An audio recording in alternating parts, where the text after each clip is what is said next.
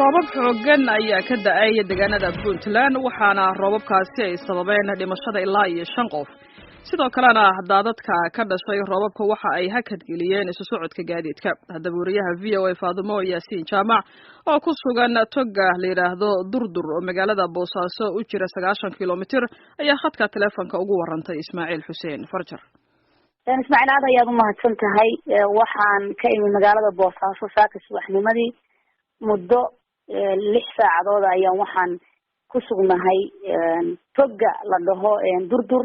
oo meesha ceel daahir oo magaalada Boosaaso u jida 80 kilomitir halka waxa jooga gaadiid aad u tiro badan oo qaybtood gobolka Mudug waqooyi ka yimi dhinaca kale ee Boosaaso aan ka imi Ismaaciil waxa jooga gaadiid aad u tiro badan oo dadku way xagaabaxayaan meelaha roobka daay u socdaan qaybtood kuleelkii ka cararayaan marka way noo suurtagali weyday inaan isu gudubno toga biyo badan ayaa Ismaaciil oo maraya gaadiid isku dayay qaybtood biyo jiideen oo waxay dhex yaaleen toga waro biyo hadda way yareeranayaan inta way ka badnaayeen baa la yiri marka Ismaaciil oo raxmadda eebe dhulka si aad uga da'day way jiraan meelo yar oo roobku uusan ka diin laakiin ma badna marka togagii biyaha ay mari jireen laamiga qaar ayaa ku soo fatahay wadooyinka isu socodka gaadiidka way xanimeen qaar kamida darawaliinta wada gaadiidka xamuulka waxay ii sheegeen ilaa iyo habeennimadii xalay ama ku dhawaad 4 saac inay ku sugnaayeen toga Durduri labadiisa dhinac marka Ismaaciil xaaladdu waa sida Faadumo haddaan dhinaca kale ku weydiiyo ilaa hadda roobabka da'aya wax khasaare ama u geysteen dad iyo dunyadaba Ismaaciil waxaa lagu soo waramayaa deegaanka unuun roobkii maalinnimadii shalay da'ay ee ka tirsan gobolka Bari in uu toga Xoorhe la dhaho oo unuun ku dhow qiyaastii magaalada Qandala u jira 120 kilomitir ayaa waxaa togaasi biyihiis waxay la tageen 2 caruur oo walaalo ah oo 6 jir iyo 8 jir ah wiil iyo gabar way dhinteen sidoo kale wararka ka imaanaya nugaal gaar ahaan deegaanka xarfo iyo buurtinle meel aagaga ku dhow waxa la sheegay 3 caruur oo walaalo ah in biyaha daadku ay la tageen roobka shalay da'ay marka Ismaaciil inta uuna ayaa khasaaraha la sheegaya laakiin dadku aad bay u mahadiyeen raxmadda eebe waxa kale roobkan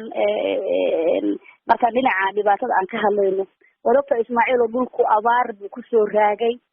marka biyihii dhulka meelaha biyo qabatinka ah nadiif maaha dadku biyihii bay cadeen meelo kamid ah gobolka Sanaag oo kale dhahar alay sheegay caruur inay u dhimatay Soomaaliyood tuulooyinka qayb ayaa laga soo sheegayaa walaal dadku way meelaha biyaha qaraar ee biyaha doonteen biyaha xareedda laguma kalsoonaan karo marka subanka uu meelo uu ka dilaacay Ismaaciil way jirtaa iyo isu socodka gaadiidka oo maaragtay mararka qaybtood marka roobku doo ay gaadiidku xanimayaan iminka anigu Ismaaciil waxaan socdaa Carmo waxay eejidaa 5 kilomitir laakiin la suurtagalin wali biyaha dartood waxaan ka mid ahay dadweyne aad u fara badan oo ku sugan meel u dhaxaysa toga Durdur iyo tuulada ceel daahir waan gartay Faadumo gaadiidkan oo kale goobta ku xanibanay marka ma gaadiid ganacsi baa mise waa gaadiidkii kale ee caadiyan isaga kala gooshi jiray deegaanada Puntland gaadiidku waxay u badan yihiin gawaarida loo yaqaan waaraadka candhameedlaha ilaa Itoobiya ilaa koonfurta Soomaaliya ilaa gobolada dhexe ayay isaga gooshaan qaybtood waxay ka yimaadeen dhinaca gobolada dhexe oo daabul bay wax u soo aadeen dekada Boosaaso qaarna dekada Boosaaso xamuul aad culus bay sidaan marka shiraacayaasana roobka looga xiray darawaliinta qaybtood waxay ii sheegeen ilaa habeennimadii xalay inay meesha ku sugan yihiin walow meesha gaadiidku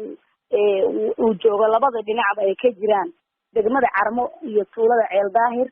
marka dadku halkaas ay adeeg u aadayeen meelahaas ay cunno u aadayeen marka biyo la'aan iyo cunto la'aan lama soo gudboonaan laakiin waxaan oran karaa safarkii aan isku daray Ismaaciil oo safarkayga waa hakad galay laakiin dib kale ma jiro Faadumo Yaasiin Jaamac ahayd wariyaha VOA magaalada Boosaaso oo khadka telefoonka ugu waramaysay Ismaaciil Xuseen Farjar oo